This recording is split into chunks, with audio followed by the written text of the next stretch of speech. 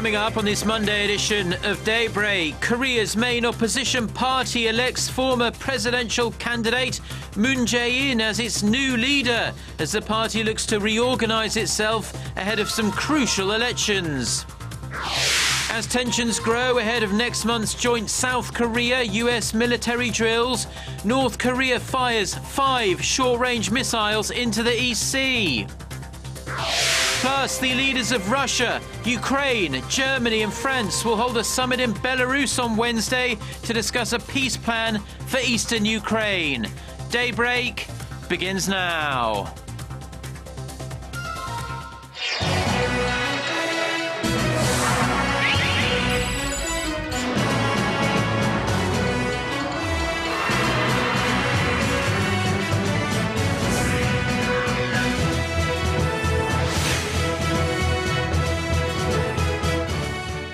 Hello and thanks for joining us. To our viewers around the world, it's 6 a.m. on Monday, February 9th here in Seoul. I'm Mark Broome and you're tuned in to Daybreak. Our top story this morning, Korea's main opposition party, the New Politics Alliance for Democracy, has a new leader. Former presidential candidate Moon Jae-in claimed victory with more than 45% of the vote at a national party convention in Seoul on Sunday. He faces the huge task of revamping a party in turmoil and leading it to victory in 2 critical elections, some by-elections this year and the general election next year. Kim Young-gil reports. Moon Jae-in was elected the chairman of the New Politics Alliance for Democracy, promising fresh leadership and vowed to bring together a party stricken by deep-rooted factional strife. From this moment on, our party will renounce lethargy and factional divisions. We will move forward through change and unity, defend democracy, and work to boost the economy. I, Moon Jae-in, will reward the party by leading it to victory in the general election next year. Moon overtook rival candidates Park Ji-won and Lee In-young. He inherits the post from the interim leader Moon Hee-sang. The chairmanship has been vacant since co-leaders Kim Han-gil and An Chol-soo stepped down in July. The country's largest opposition group has seen its popularity drop since the by-elections in July due to an overwhelming defeat by the ruling Saenuri Party.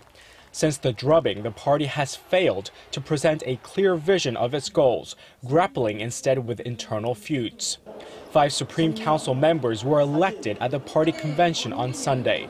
They and Moon are tasked with leading the party to an upcoming by-election in April and the general election next year. The new leadership was elected through spot polls of party representatives and opinion polls of party members and the general public. The party also adopted a revised version of its constitution, which stipulates the rules for nominating candidates for the general election. With a new leader in place, the party now faces the challenge of regaining the public trust and presenting a vision for the party in the future. Kim Young-gil, Arirang News. President Park Geun-hye is likely to carry out a small cabinet reshuffle sometime next week after Parliament approves her Prime Minister nominee. The President appointed Lee Wang-gu, the floor leader of the ruling Saenuri Party, to replace Prime Minister Jong Hong-won. The National Assembly is scheduled to hold a confirmation hearing for the Prime Minister nominee on Tuesday and Wednesday. The vote will probably then take place on Thursday. Political watchers say that if the hearing goes smoothly, the reshuffle could actually take place as early as this weekend. South Korea and the United States are in the final stages of concluding their bilateral civilian nuclear accord. Government sources said Sunday that the revised version will allow Seoul some freedom to reprocess spent nuclear fuel for research and development purposes. This was the most contentious issue for South Korea, which needs the consent of the U.S. when dealing with its spent nuclear fuel. Also important for Seoul was securing a stable supply of nuclear fuel and promoting nuclear power plant exports. The 2 countries have been negotiating for more than 4 years to revise this accord, which was set to expire last year but was extended to March 2016. North Korea fired 5 short-range missiles off its east coast on Sunday. Seoul's defense ministry says the projectiles were fired late Sunday afternoon from Wonsan and flew about 200 kilometers before landing in the sea. North Korea frequently fires short-range missiles as part of military drills, usually to try and demonstrate its military prowess when feeling pressured by the outside world. The latest firing comes ahead of a large-scale South Korea-U.S. military drill scheduled to start in March. The two allies have said it time and time again that these annual exercises are purely defensive in nature, but Pyongyang sees the drills as a rehearsal for an invasion. The United Nations imposed sanctions banning North Korea from launching longer-range ballistic missiles, but short-range missile firings are okay. South Korea is pushing for progress on the North Korean nuclear issue on the international stage. Seoul's foreign minister spent the weekend trying to move things forward, meeting first with his US counterpart John Kerry and then with Russia's foreign minister Sergei Lavrov. Connie Kim reports. South Korea and the U.S. are seeing eye to eye on how to deal with North Korea's nuclear weapons program and have both expressed concern about the North's advancement of its nuclear capabilities.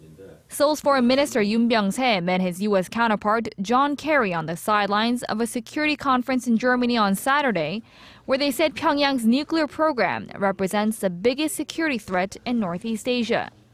Minister Yoon said the two countries are working closely together on the issue and will continue to pressure the North to denuclearize. The two senior officials also agreed that this year would be a good time for President Park Geun-hye to visit the U.S. and promised to consult with one another about the timing and agenda of her trip. Minister Yoon also stressed that it's important for neighboring countries to pressure North Korea to make the right decision and relay a consistent message to Pyongyang. Underlining Seoul's efforts for a denuclearized North Korea, Minister Yoon is meeting with Russia's foreign minister on Sunday to highlight the need for cooperation between the two Koreas and Russia. We will discuss specific ways to speed up North Korea's denuclearization process among the 5 nations, including Russia. The 6-party talks involving the two Koreas, the U.S., China, Japan, and Russia that aim to denuclearize Pyongyang have long been stalled since 2008. Seoul's push to tackle the North Korean nuclear issue is expected to continue during a Korea-China-Japan ministerial meeting scheduled to take place in Seoul next month. Connie Kim, Arirang News. The U.S. government has thrown its support behind a group of historians that have been strongly protesting Japan's attempts to whitewash its wartime atrocities. The State Department says the freedom of the press is the backbone of democracy and added that it has been urging Tokyo to approach its historical wrongdoings through healing and reconciliation. This comes as a joint statement was issued by 19 US-based scholars denouncing the Abe administration's efforts to pressure US publishing firm McGraw-Hill to remove information about Japan's use of sex slaves before and during World War II. A weight of historical evidence shows the Japanese army forcibly recruited as many as 200,000 women, many of whom were Korean, to serve in military brothels. Japanese Prime Minister Shinzo Abe is giving shape to his planned revision of the country's pacifist constitution. His party is planning to finalize its selection of items subject to amendment during the ongoing parliamentary session over there in Japan. It's going to try and put the bill to a parliamentary vote in the fall next year. Our Son Jung-in has more.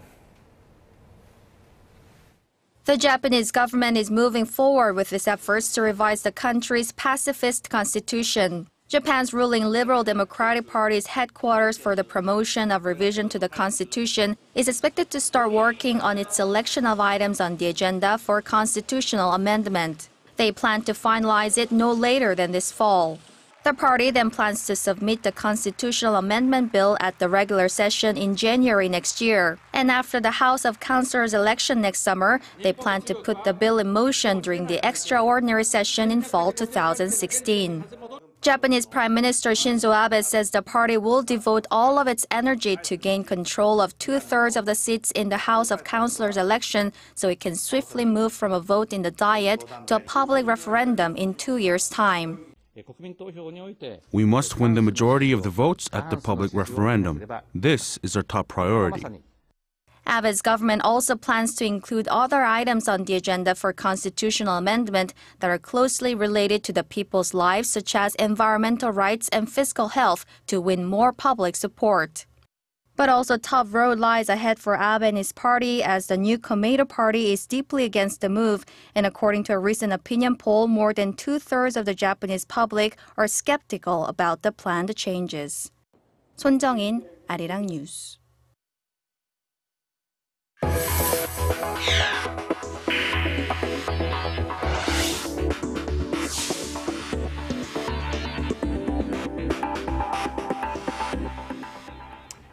Structural reforms, regarded as crucial for reviving the Korean economy, may be getting a rough shake this year due to public fears about tax increases as the government wrestles with some really rather critical decisions about its welfare policies. Our Kim Ji-yeon reports. The controversy in Korea surrounding welfare and taxes is raising concerns that it'll put the brakes on structural reforms. The reforms, categorized into 4 main sectors, including labor, education, and finance, are seen as necessary for reviving the Korean economy. Initially, the government argued that the next several years were crucial for carrying out the reforms. This amid concerns Korea was going to take the brunt of the blow from its fast-aging society and low birth rate. Local studies indicate Korea's potential growth rate is going to decline mainly due to labor shortages in the next decade.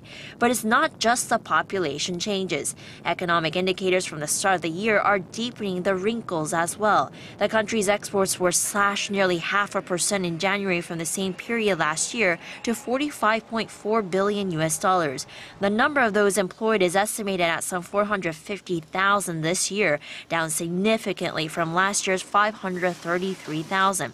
Also, deflation fears are spreading as inflation rate increases remain in the 0% range for the second consecutive month in January. The country's major retailers have seen their sales snap in January from the same period last year. Lotte Mart posted a sales drop of nearly 22%, while E-Mart and Home Plus each posted a drop of 15%. Major department stores, including Hyundai and Shinsegae, also posted a 4 to 6% sales drop during the same period. The government's year-end tax adjustments are not helping to boost consumer sentiment either. Taxpayers are to receive smaller returns or cough up more this year than in previous years. That's because the government has been running a deficit for 4 years and is also trying to meet a campaign pledge made by President Park Geun-hye to boost welfare. Kim Ji-yeon, Arirang News. Now, in response to the rising controversy, Finance Minister Choi Kyung-hwan says the government will push through with its structural reforms as planned. To implement the welfare programs, though, he says the government must first try to collect more tax from unregistered economic activities, such as in the underground economy, and by cutting state spending. He added that tax increases would only happen through public consensus.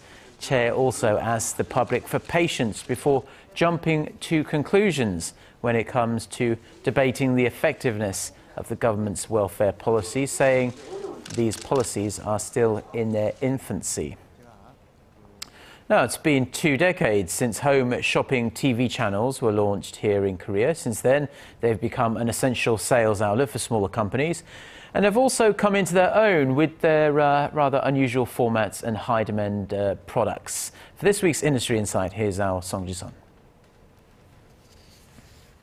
This thread and textile company, founded half a century ago, was once facing a crisis. It was battling cheap Chinese imports while struggling to find a new retail outlet. But now it has transformed itself into a fast fashion producer, and its products are sold on 2 major TV home shopping channels. Its television sales are more than 10 times what it's raised through offline sales. We're a traditional manufacturing company and couldn't afford all the marketing expenses needed to advertise our products. So we ventured on to home shopping channels that helped us gain wide recognition in a short period of time. Many small and mid-sized companies like this have turned their products into household names through home shopping channels.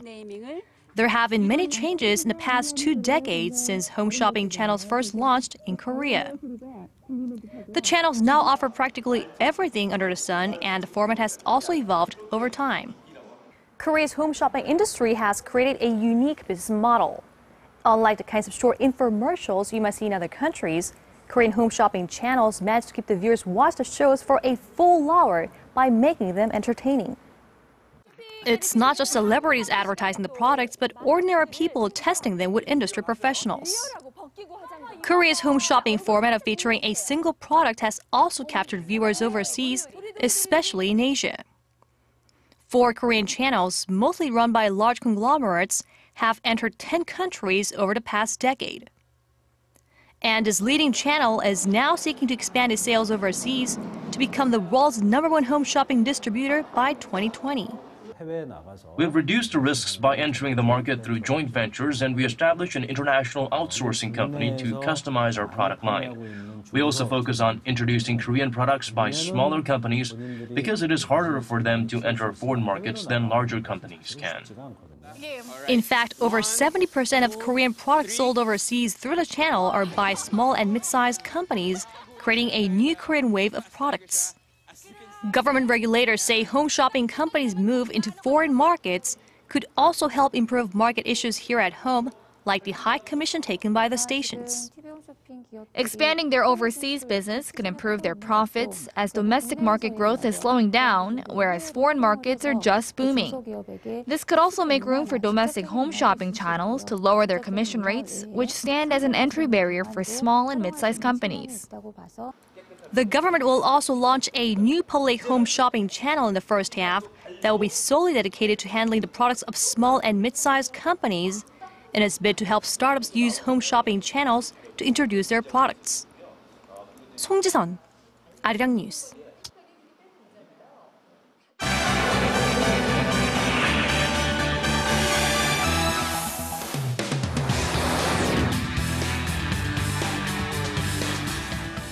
Time now for a look through the global headlines we're following this Monday morning from Seoul. For more, we connect live to Eunice Kim, who's standing by at the News Center for us. Good morning, Eunice. And good morning to you, Mark. A diplomatic push over the weekend to find a non-military end to the Ukraine crisis has produced a date. European leaders will meet on Wednesday to discuss a potential peace plan amid ongoing fighting in eastern Ukraine.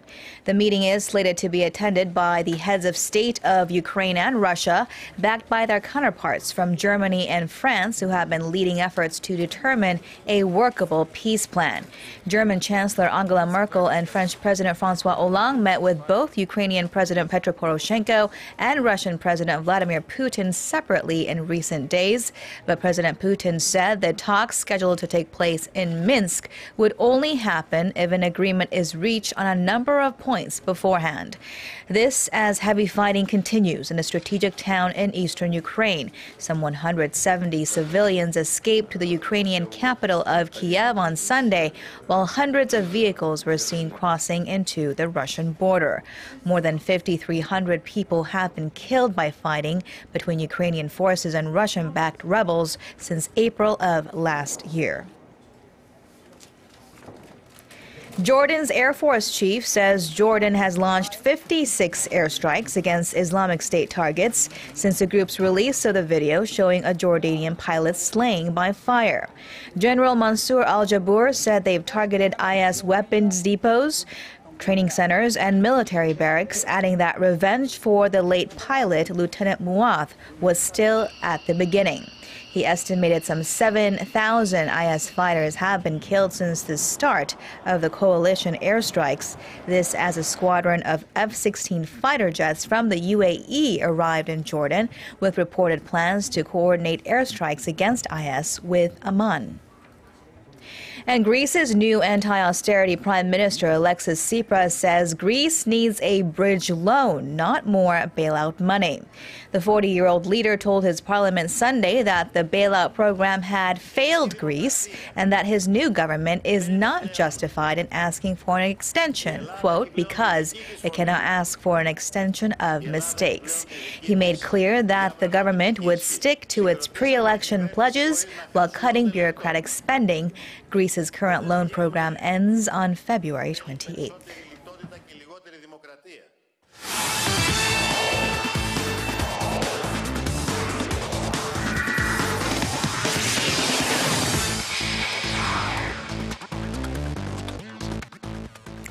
And a good Monday morning to you all as we kick things off with the 2018 Pyeongchang Winter Games, where today marks D1096, or exactly 3 years until the big event kicks off. And now to commemorate the special day, there's going to be a special event being held at the resort town. And a lot of hands-on events set to take place today, including a 3-kilometer mock torch relay with 60 torchbearers, with participants being allowed to try out Olympic events such as bobsleighing and cross-country skiing. And at the end of the ceremony, a time capsule will be buried with well-wishing messages for those who will compete in the Games 3 years from now. Now, despite some bumps on the road, the organizing committee hopes to be on track to complete the constructions for the 2018 Pyeongchang Winter Games. Now, once the 2018 Winter Games in Pyeongchang kicks off in 3 years' time, one of the events the Koreans are set to dominate in are the short track events. And the Korean dominance continued during the 5th stage of the ISU Short Track World Cup in Germany. Now, first off, over in the men's 1500-meter event, Shin Da-eun wins his 5th straight gold medal after coming in at a final time of 2 minutes, 24.438 seconds, as he continues his role as the ace of the men's team. And over in the women's races, teenage sensation Choi Min-jung wins the women's 1500-meter event, followed by Olympic gold medalist Shim Seok-ki in the second race, while Kim Ah-rang wins her first gold medal this season after winning the 1,000-meter event. Now, usually when it comes to short track and medals, a name that usually pops up every single time is Lee Sang-hwa, literally every single time in the 500-meter event. But this past weekend, she almost went without a single medal for the first time in 3 years before adding a late silver in the second race. Now, after finishing the second 500-meter race of the competition at 38.21 seconds, she would add the late silver medal as fans worried whether or not her medal streak will come to an end. But despite all that, experts are getting worried that her knee condition is worse than initially thought. Of course, at the beginning of the season, the Olympic gold medalist has opted to go for physical therapy instead of getting the surgery, but seems like the current treatment isn't as effective as Lee Sang-hwa has slowed down significantly. Now, Korea has successfully hosted some of the biggest sporting events, international sporting events that is, but the F1 Korea Grand Prix isn't one of them. After 6 years, everything is now coming to an end. With the Korea Grand Prix being left off the 2015 calendar, all signs point to the event never coming back to the nation. And with that, after 6 years, the event organizing committee has disbanded. Now, with the race taking place for the first time back in 2010, the event has lost a significant amount of money in each year the race took place, leading to the race eventually getting axed. And that's going to wrap it up for me. This has been SJ. Have a great rest of the day and see you guys again for your sports needs.